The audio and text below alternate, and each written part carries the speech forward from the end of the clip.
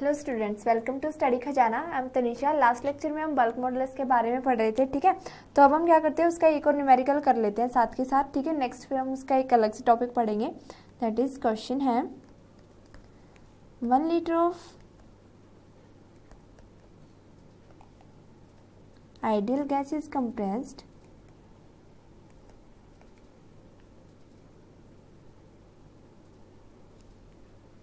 isothermally at 0.72 meter of mercury column so that its volume become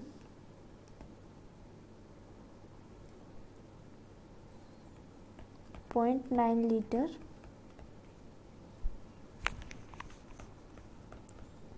Find its stress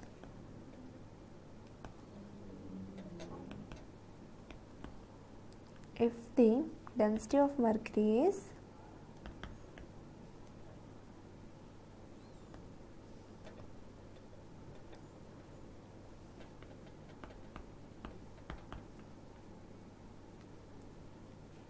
into 10⁻³ kilogram पर metre cube, ठीक है। तो इसमें क्या बोला है, 1 litre of ideal gas is compressed isothermally. Isothermally का आपको पता होगा, केमिस्ट्री में भी आपने ये टर्म पढ़ी होंगी। Isothermally when temperature is constant, ठीक है। जब हमारा टेम्परेचर कांस्टेंट करके जब चेंज अलग प्रेशर और वॉल्यूम में हो जाता है, ठीक है, एट 0.72 ठीक है, metre of mercury column so that its volume become 0.9 liter. Find its stress if the density of mercury is 13.6 into 10⁻³, ठीक है। तो इसमें क्या बोला है, इसमें बोला है हमारा जो, ठीक है, आइसोथर्मली कंप्रेशन हुआ। तो इसमें आप करोगे, इसमें ना एक, ठीक है, तो इसमें 2 वॉल्यूम दी गई है। Volume 1 is equals to 1 litre, okay. यहाँ से क्या होगा, प्रेशर भी हमें पता है 0.72 मीटर ऑफ हीलियम, ठीक है, सॉरी मरकरी, Hg, ओके। और V2 हमें दी गई है 0.9 लीटर, ठीक है। तो हमें क्या निकालना है, प्रेशर निकालना है, ठीक है। क्या बोल रखा है हमें, ठीक है, helium collar so that its volume this. तो हमसे क्या बोल रखा है, if the find the its stress, ठीक है। तो स्ट्रेस क्या होता है, मेनली फोर्स अपॉन एरिया, ठीक है। तो प्रेशर निकाल देंगे हम तो स्ट्रेस भी निकल जाएगा, ठीक है। तो हमें पता होता है आइसोथर्मली जब रिएक्शंस होती है that is P1 V1 is equals to P2 V2। ये आपने केमिस्ट्री में बॉयल्स लॉ, चार्ल्स लॉ वगैरह पढ़े होंगे तो उसमें पढ़ा होगा, ठीक है। P1 V1 is equals to P2 V2, ठीक है। तो यहाँ से P2 क्या हो जाएगा, P1 V1 अपॉन V2, ठीक है।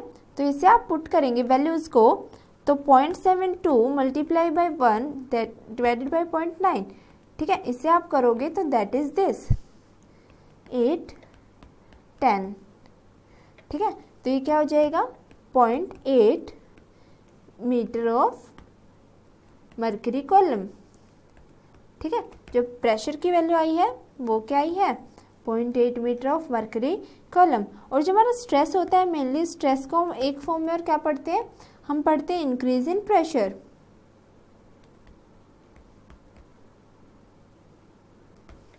Increase in pressure that is P2 minus P1, okay. तो यहाँ से आप P2 की वैल्यू क्या रखेंगे, 0.8 माइनस P1 की वैल्यू क्या थी, 0.72। तो हमारा इंक्रीज इन प्रेशर क्या आ गया, 0.08 मीटर ऑफ मरकरी कॉलम, ठीक है। हमें किसके फॉर्म में लेके आना है, हमें ये फॉर्म में लेके आना फोर्स पर मीटर, फोर्स अपॉन एरिया की फॉर्म में, ठीक है। तो आप इसे कैसे करेंगे, आप इसमें जो मीटर है और मरकरी कॉलम की जो डेंसिटी है, ठीक है, जो मास होता है मरकरी कॉलम का वो रखेंगे, क्योंकि 0.8 मोल्स आए हैं बेटा सिंपली, ठीक है, मोल्स ऑफ मरकरी कॉलम। तो आप डेंसिटी से और, ठीक है, 0.8 मोल्स, तो आप 1 मोल के जो डिवीजन और मल्टीप्लीकेशन करके, ठीक है, तो यहाँ से जो आएगी वैल्यू आएगी 0.8 multiply density of mercury is given 13.6 into 10⁻³। और जो हमें पता है फोर्स कितना लग रहा है, 9.8 newton due to gravity, newton पर मीटर स्क्वायर, ठीक है। तो जो हमारी वैल्यू आएगी दैट इज 10.066 इंटू 10⁻³ सॉरी 10.66 ठीक है, तो आप इसे करेंगे तो क्या आएगा 1.07 मल्टीप्लाई बाय 10⁴ न्यूटन पर मीटर स्क्वायर। ठीक है, तो अप्रोक्सीमेटली आप इसे ये लिख सकते हो। ठीक है, तो बल्क मॉडुलस में रिलेटेड ऐसे भी क्वेश्चन पूछे जा सकते हैं। ठीक है, इसमें क्या पूछ रखा था, इसमें आपको एक प्रेशर गिवन था, पर्टिकुलर वॉल्यूम गिवन थी, और एक अलग से हमें क्या दी थी, एक दूसरी वॉल्यूम दी थी। देन हमसे पूछा था कि हमारा जो स्ट्रेस है वो क्या होता है। ठीक है, तो first of all isothermally given था, तो हमें P1 V1 is equal to P2 V2, this is the condition for isothermal expansion. ठीक है, तो आपने वो कंडीशन को यूज किया और वहां से अपना P2 प्रेशर निकाला। प्रेशर आया 0.8, ठीक है, 0.08 मोल्स ऑफ मर्करी कॉलम। ठीक है, तो मेनली जो हमारा 0.8 मोल्स आया, हमने क्या किया, हमने डेंसिटी पुट करी अपनी मरकरी की, और जो हमारा स्ट्रेस आता है हमारा मेनली वो हमने न्यूटन पर मीटर स्क्वायर में निकाल लिया। ठीक है, तो अप्रोक्सी क्या आया 1.07 इंटू 10⁴। ठीक है, तो अब हम करते हैं, अब इससे नेक्स्ट हम मूव करेंगे मॉडुलस ऑफ रिजिडिटी।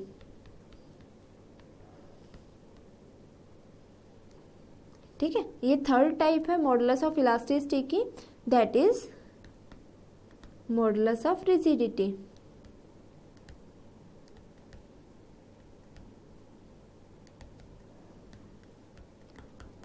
ठीक है, तो मॉडुलस ऑफ रिजिडिटी क्या होती है, सिंपली इसकी जो डेफिनेशन होती है, अगर हम इसे एक्सप्लेन करेंगे तो हम इसे एक्सप्लेन करते हैं ratio of tangential stress to the shearing strain.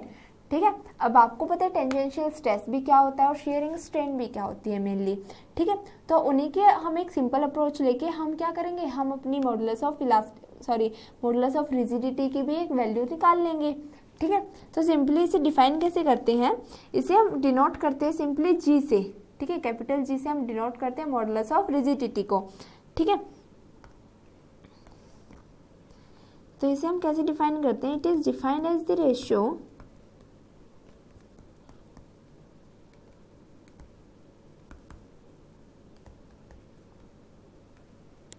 of tangential stress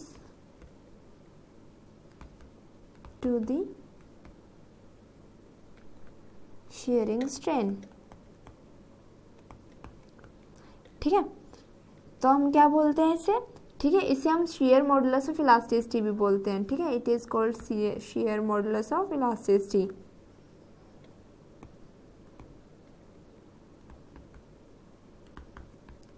ठीक है, शेयर आपको पता है एक एंगल से सब्सटेंड करते हैं जब। ठीक है, एक बॉडी की क्या होती है, हमारी जो वॉल्यूम सेम रहती है बट उसकी शेप में चेंज आ जाता है।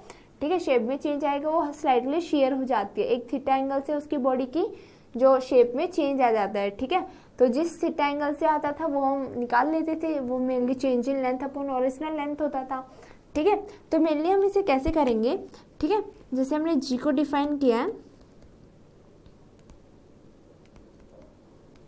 tangential stress to the shearing strain।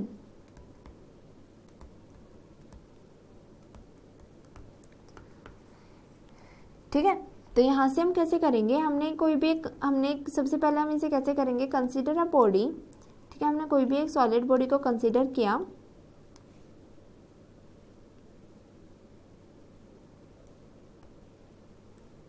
ठीक है,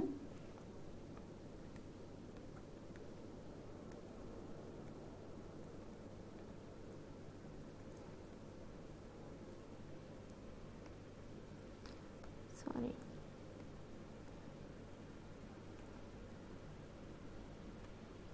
आपने जैसे इस सॉलिड बॉडी को कंसीडर किया है,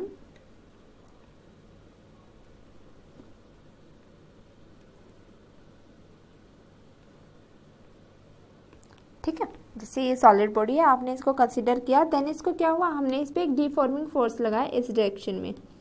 ठीक है, डीफॉर्मिंग फोर्स लगाने से इसकी जो हमारे डायमेंशंस में है उसमें एक स्लाइटली चेंज आया। ठीक है, जैसे ये स्लाइटली यहाँ से डिफॉर्म हो गई एक एंगल थीटा सब्सटेंड करके, तो ये यहाँ से भी सब्सटेंड हो जाएंगी स्लाइटली।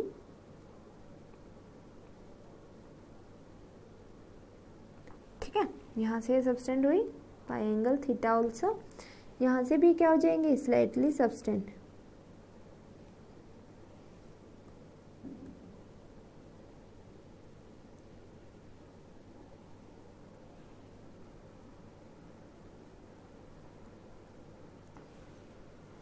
ठीक है। तो यहाँ से भी स्लाइटली यहाँ से सब्सटेंड हुई, ठीक है। तो आप ओवरव्यू ले सकते हैं, यहाँ से डिफॉर्मिंग फोर्स लगाया तो ये बॉडी स्लाइटली ऐसे हो गई, ठीक है। पहले इसकी जो डायमेंशन थी वो यहाँ थी, अब वो स्लाइटली ऐसे मूव कर गई है, ठीक है। तो जो एक थीटा एंगल उसने सब्सटेंड किया है, ठीक है। तो यहाँ से क्या करेंगे, ठीक है, यहाँ से मेनली कपल फोर्स लगेगा जो दोनों डायमेंशन पे लगेगा, ठीक है। तो सबसे पहले ये हमारा जो रहेगा ये हमारा फिक्स स्पेस है, ठीक है।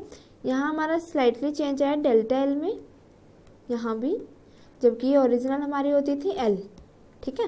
तो हमारा जो यहाँ से क्या होएगा, जो हमारा चेंज आएगा यहाँ से मानो A B C D E F G H, तो यहाँ से जो ये चेंज आया है ये मानो डी डैश, ठीक है, ये मानो C dash, that is G dash H dash, ठीक है।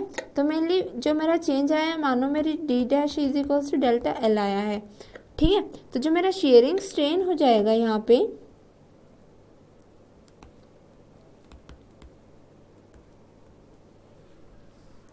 जो मेरा शेयरिंग स्ट्रेन हो जाएगा ये भी मेरी एल है, ये भी मेरी एल है, ठीक है। तो जो मेरा शेयरिंग स्ट्रेन यहाँ पे आएगा वो होगा D D dash upon A D, ठीक है। डी डी डैश मेरे क्या है डेल्टा एल, जो मेरा चेंज आया है लेंथ में वो कितना है डेल्टा एल, और जो मेरी ए डी थी वो एल है।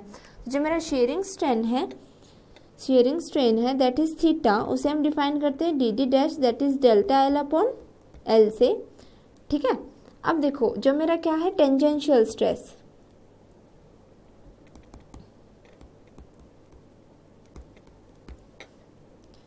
ठीक है। टेंजेंशियल स्ट्रेस हमारा होता है force per unit area, okay.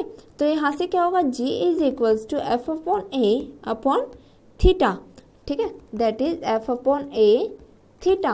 जो मेरा G आया वो टेंजेंशियल स्ट्रेस अपॉन ये क्या है हमारा sharing strain F A upon theta. तो मैं थीटा की वैल्यू जब पुट करूँगी that is G will be F upon A delta L upon L, ठीक है। तो अब मैं इसकी यूनिट निकालूंगी तो सेम क्या आएगी, एल से एल की यूनिट्स कैंसिल आउट हो जाएंगी, और जो मॉडुलस ऑफ रिजिडिटी की हमारी जो यूनिट्स आएंगी this will be same as the pressure, newton पर मीटर स्क्वायर और पास्कल या फिर डायन पर सेंटीमीटर स्क्वायर, ओके। तो यूनिट्स मेरी ये हो जाती है, और मेरा डायमेंशनल फॉर्मूला भी same as Young's and bulk modulus will be ml-1 t-2, ठीक है। तो आप इनका क्या देखेंगे, इनकी यूनिट्स और जो डायमेंशनल फॉर्मूला होता है वो सेम आता है, ठीक है। और जो ये रेशियो होता है वो किसका ही होता है, स्ट्रेस टू दी स्ट्रेन के ही रेशियो होते हैं मेनली, आपको पता है मॉडुलस ऑफ इलास्टिसिटी का, ठीक है। तो ये उसी के टाइप होते हैं, ठीक है। इसमें एक सबसे नोटिसेबल बात ये होती है जो मॉडुलस ऑफ रिजिडिटी भी होता है वो क्या, देखो रिजिडिटी मेनली बेटा किसके लिए, सॉलिड के लिए एग्जिस्ट करता है ना। जो मेरा लिक्विड और गैसेज होती हैं दे कांट बी रिजिड, ठीक है। तो मेनली जो मॉडुलस ऑफ रिजिडिटी भी होता है वो भी यंग्स मॉडुलस की तरह सिर्फ वैलिड होता है किसके लिए, सिर्फ सॉलिड्स के लिए, ठीक है। तो जो modulus of rigidity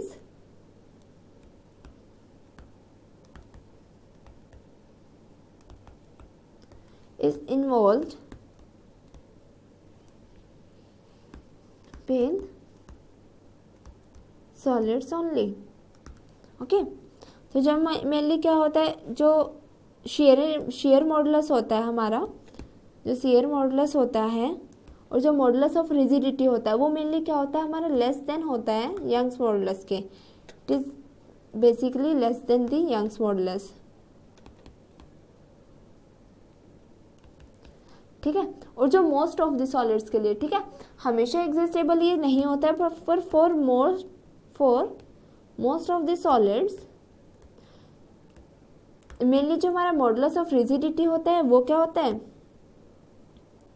modulus of rigidity is 1/3 of the Young's modulus, ठीक है, 1/3 ऑफ वाई, दैट इज जो जी और मेरी y में रिलेशन आते हैं that is g is equals to y upon 3, हमेशा नहीं but for most of the solids इसकी वैल्यू यही आती है, ठीक है। तो मेनली आपने ये पढ़ लिया आपने इसमें, ठीक है, कि जो मेरा g होता है वो क्या होता है। इसके बाद आपने ये चीज़ें भी पढ़ ली, जो मेरा बल्क मॉडुलस होता है वो तीनों स्टेट्स के लिए वैलिड होता है, बट जो यंग्स मॉडुलस और बल्क मॉडुलस ऑफ रिजिडिटी होता है वो सिर्फ किसके लिए वैलिड होता है, सिर्फ सॉलिड्स के लिए, ठीक है। क्योंकि क्या होता है, और देखो ये एक मेन फैक्ट होता है हमारा solids are more elastic then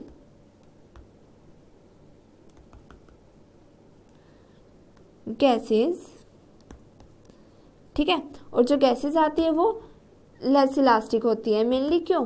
क्योंकि जो हमारी इलास्टिसिटी है वो किस पे डिपेंड करती है? वो यंग्स मॉडुलस पे डिपेंड करती है, और जो सॉलिड्स के लिए होता है यंग्स मॉडुलस ग्रेटर होता है, ठीक है। तो मेनली क्या होता है, और हमारा गैसेज आर मोर कंप्रेसिबल, और जो मेनली कंप्रेशन में आता है तो gases are more compressible than solids,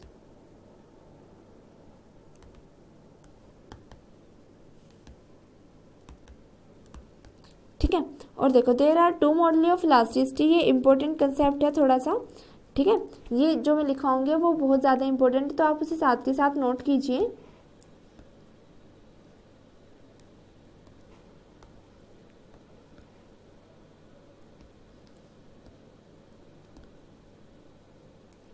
modulus of, there are two model of elasticity.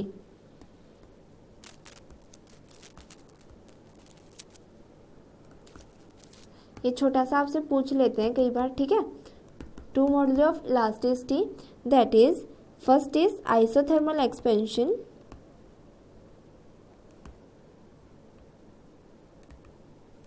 And second for adiabatic expansion,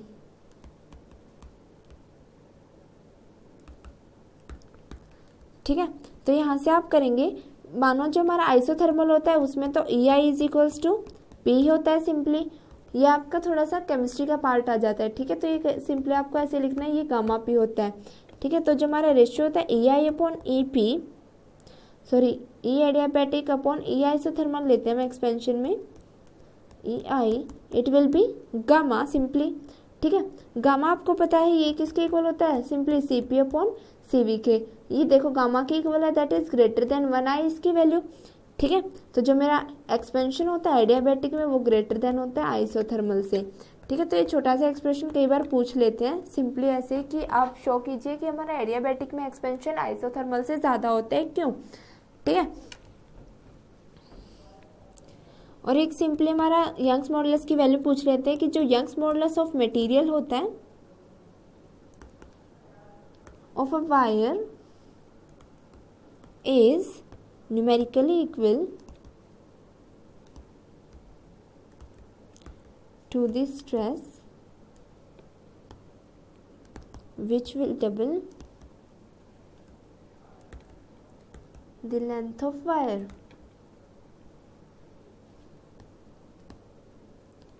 ठीक है। तो जो मेरा Young's modulus of material of a wire होता है न्यूमेरिकली इक्वल होता है किसके? जो हमारे स्ट्रेस लगाया जाता है किसी भी वायर पे, अगर वो लेंथ को कितना कर देता है खींचने के बाद? डबल कर देता है, ठीक है। तो इस पे हम मॉडुलस ऑफ इलास्टिसिटी पे एक न्यूमेरिकल देख लेते हैं छोटा सा, ठीक है। तो इस पे न्यूमेरिकल पूछा जाता है जैसे 5 centimetre cube has its upper face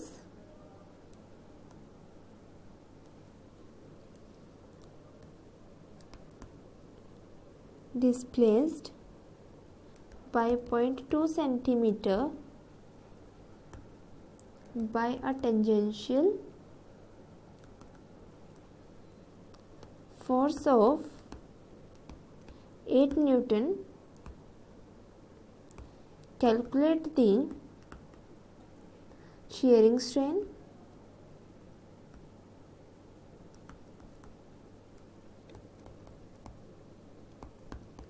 shearing stress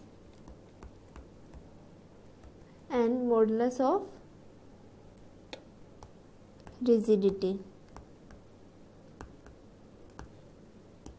of material of cube, ठीक है। तो क्या गिवन है? 5 centimetre cube has its upper face displace bye 0.2 centimetre, ठीक है। तो लेंथ हमें गिवन है कितनी? 5 सेंटीमीटर, और जो में चेंज इन लेंथ है delta L is equals to 0.2 centimetre. अगर मैं इसे मीटर में लूँगी तो ये क्या हो जाएगा? 5 इंटू 10⁻² मीटर, क्योंकि वो मीटर में होता है, और डेल्टा एल भी क्या आ जाएगा? 0.2 इंटू 10⁻² मीटर, ठीक है। तो जो मेरा शेयरिंग स्ट्रेन होगा, शेयरिंग स्ट्रेन जो मेनली थीटा होता है वो किसके इक्वल होता है, delta L upon L, that is 0.2 upon 5 into 10⁻⁻2 multiply by 10⁻⁻2 cancel out हुआ। तो ये क्या आया 0.04। ठीक है। तो जो मेरा शेयरिंग स्ट्रेन होता है वो 0.04 और हमें पता है स्ट्रेन इज डायमेंशनलेस, इसलिए 0.04 इज दी वैल्यू। ठीक है। तो 0.04 इसकी वैल्यू आ गई, यूनिट लेस होता है तो 0.04। ठीक है। अब आता है शेयरिंग स्ट्रेस। शेयरिंग स्ट्रेस क्या होता है, force upon area, that is, और एरिया क्या होता है F upon L into L, that is force क्या है मेरा 8 newton divided by 5 into 10⁻⁻2 whole square. Okay. तो यहाँ से जब हम इसे सॉल्व करेंगे 8 into 25 into 10⁻4 it will be 3200 newton पर मीटर स्क्वायर। और लास्ट में हमसे क्या पूछा है, मॉडुलस ऑफ रिजिडिटी।